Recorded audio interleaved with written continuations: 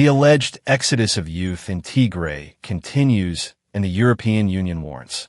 The European Union has condemned the tensions in the region and the forced mobilization of youth. However, the Ethiopian National Electoral Board and the Tigray People's Liberation Front, TPLF, authorities, which are not legally recognized by the Ethiopian federal government, are dismissing the so-called forced mobilization as a misnomer.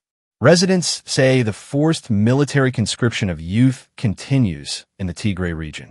The European Union has condemned the tensions in the region and the forced conscription of youth. However, the Ethiopian National Electoral Board and the Tigray People's Liberation Front, TPLF, authorities, which are not legally recognized by the Ethiopian federal government, are dismissing the forced military conscription as a misnomer. The alleged forced displacement of civilians in the region. A young man from Mekelle town in Tigray region and a former member of the Gari forces says that he left the army years ago due to injuries he sustained during the war, but he is being forced to return to the army. The former fighter, who asked not to be named for fear of his safety, said that he was forced to rejoin the army by both his workplace and the Kabyle he lives in, and that he is on the run. I have been ordered to do so by both my workplace and my Kabyle, the young man said. He also explained that the war is taking place in various forms. According to the youth, the current situation in the Tigray region is dangerous and the outbreak of war seems inevitable. The war is inevitable here, the young man explained, but the residents of the region are making efforts in various ways to avoid the idea of war.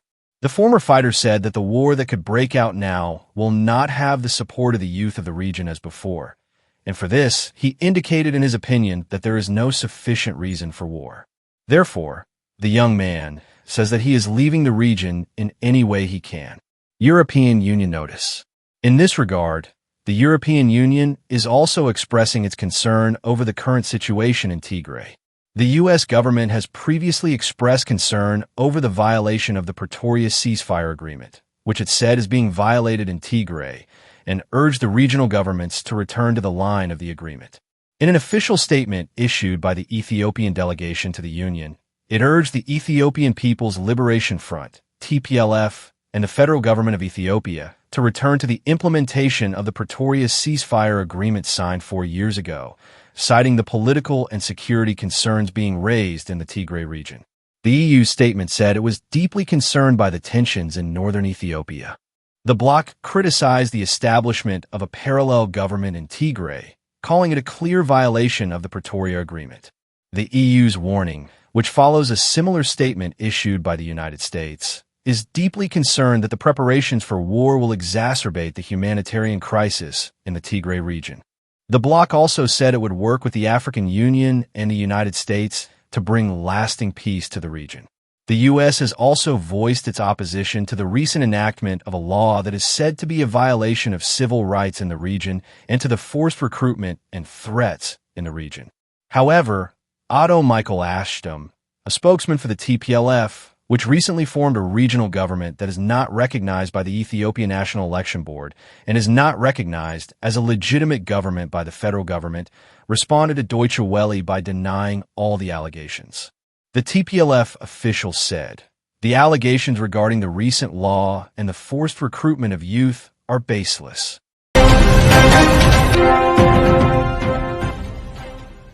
Somalia peacekeeping mission at risk as U.S. blocks UN support, sources say.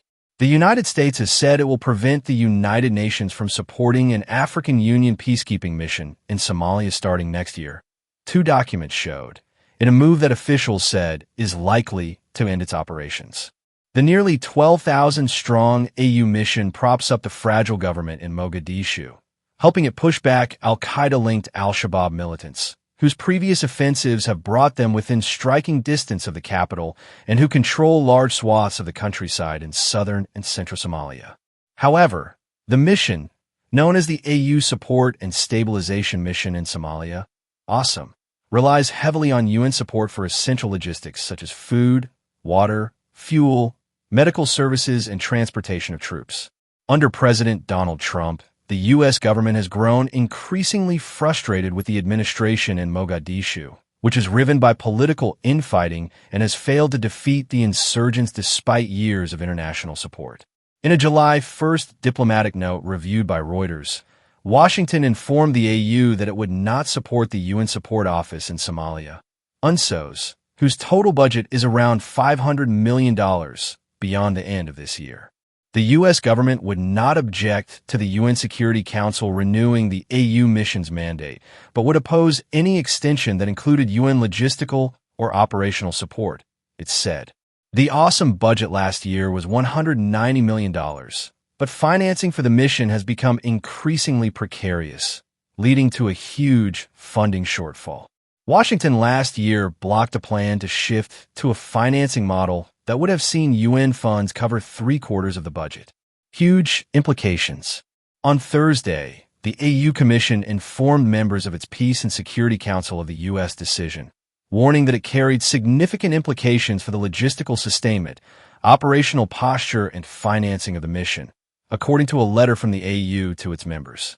A U.S. State Department spokesperson confirmed to Reuters that Washington would no longer support UNSOS operations. The United States has provided nearly $2 billion in assessed contributions to UNSOS and its predecessor. Despite this investment, Somalia has been unable to independently sustain progress that AWESOM and its predecessor missions have made to degrade and contain al-Shabaab or take ownership of most of its own security functions, the spokesperson said. We should not continue to fund a mission that has not met core objectives and diverts resources away from security priorities with more immediate and direct implications for U.S. interests. Somalia's Defense Ministry, the U.S. Defense Department, the UN Transitional Assistance Mission in Somalia, and the African Union Commission did not immediately respond to requests for comment for this article. This will have huge ramifications for Somalia. Ahmed Kashin, a former Director General in Somalia's Defense Ministry and current member of the National Parliament, told Reuters. The peacekeeping mission is in danger because ultimately you need to be able to support and sustain these forces, he said. Two diplomats with direct knowledge of the AU mission said it would not be able to continue unless another body replaced the UN support. UN spokesperson Stefan Dujarric said the UN was aware of the U.S. decision. At this stage, we are discussing this internally and engaging with the African Union, federal government of Somalia, and other partners, Dujarric said. In its note to the AU, Washington delivered a stinging critique of the Somali government's efforts to restore order in the country. Internal rivalries and political infighting continue to undermine the fight against al-Shabaab and ISIS, and the benefits of international support will remain limited until Somalia's leaders unite to address the country's security and governance challenges, it said. Reporting by David Lewis in London, Faisal Ali in Mogadishu, and Julia Paravicini in Nairobi. Additional reporting by Andrea Shalal in Washington. Editing by Amu Canampoli, Philippa Fletcher, and Cynthia Osterman.